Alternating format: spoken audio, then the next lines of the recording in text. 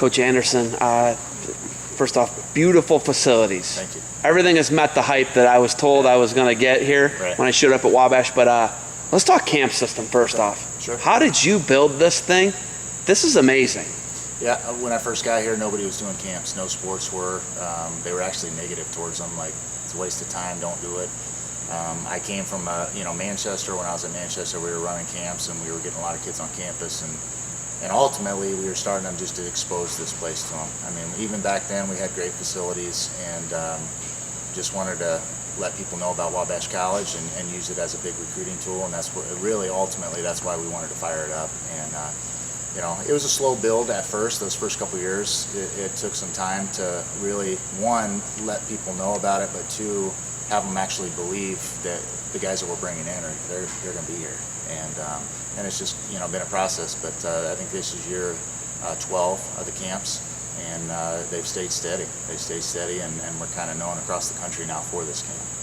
You got just this year alone. I mean, you got Sammy Henson, Tom Brands in the past. Yeah. But I mean, you look at this year alone, I mean, Tervel, two-time Olympian, John Smith, everyone's telling me the GOAT. I call him one of the GOATs, and I caught a lot of flack, but John Smith, Terry Brands, we got the Magic Man, David Taylor, I mean, and Richard. He was great. Holy smokes, Richard was two-time Olympian for Lithuania. But bringing guys in, what goes into that choice, and how do you figure out who's coming to Wabash, and how do I more? I just, we try and mix them up a little bit, so it's not every summer's not the same thing. Bringing in, I key in on sizes a little bit too, so I, kind of hit all weights across the board. We'll throw in, obviously, with BSIC this year. We throw in Greco guys occasionally too, heavyweights. So we just try and mix it up as much as we possibly can. So it really is, on the clinician side, it's a different look just about every year.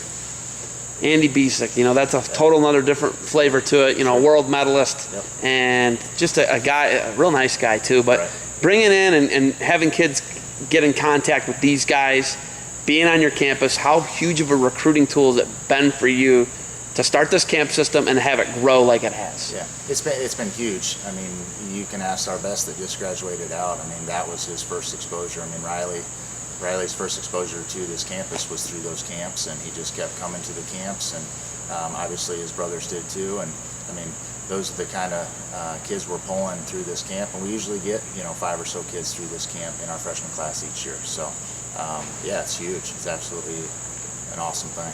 Wabash College is basically an Ivy League Division III school, 900 boys, private school.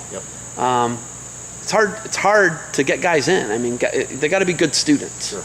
Yeah. It's a little different playing field. Now I was talking about how the playing field in Division I is 2, 3. It's very different. Yeah. There's some challenges, but looking at catching Augsburg, Würzburg, that's the goal. You know that. I mean, look at what they're doing, what they've built.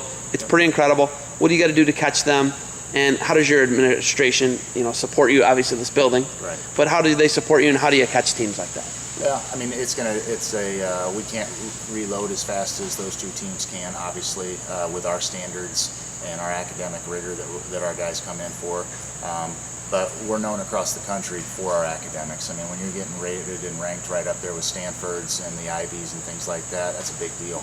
And, so we're just looking for guys that know where they want to go. Doctors, lawyers, businessmen, that's what Wabash produces a ton of. And, so we just got to keep finding those guys. I mean, I think we do have to work a lot harder on the recruiting side because there's only so many really academic kids that are going to be very talented wrestlers in college, and so we got to keep doing the right things, week in, week out, and keep finding Rileys and guys like that come in and hit the ground running, and we can stay up there with those two teams. The facility's named after the ACL guy. Right? He's like one of the forefront guys of the fast recovery ACL, right? Yep, that's right. I mean, that says something right there. And he went here. Yeah. He played football and wrestled here. Football and wrestled. He was a heavyweight 1972 national qualifier. Actually blew his knee at the national championships that year. He would have been an All-American. So not sure if that's what drove him into working on knees, but I'm guessing it could have. But yeah, I mean, those kind of alums, they're all over the place through Wabash's history, and they're always supportive, and they're constantly opening up big doors for our guys to get off to a fast start in their careers once wrestling's done for them. So I mean, that's probably the biggest advantage that we have, is our alumni network is massive and it's strong, and they go out of their way to help the next batch of Wabash guys coming through. Being close to Indy, you know, it's an easy flight in. John Smith had an easy trip in. David had an easy trip in. Being close to, you know, a big hub like that, does that help you guys out, being able to, you know, 45 minutes down the road? Yeah, without a doubt. It more than anything, it just makes it really convenient to get them in, get them out. Yeah, definitely. You get marketing. I'm really impressed by branding. You're really good with the W's on you everywhere. Yep. It's literally on you twice a day. It's on your hat. No, it's impressive to me, because a lot of coaches really don't get it. The posters are great that you guys do. Sure. You know, you got all your national champs up here. Where's the marketing mindset come from you? I think it probably started in camps. You know, when we first started these camps and we were doing camp stores and stuff like that, I remember Rob Cole was in for a camp and he came down and he goes, "You're selling your stuff way too cheap."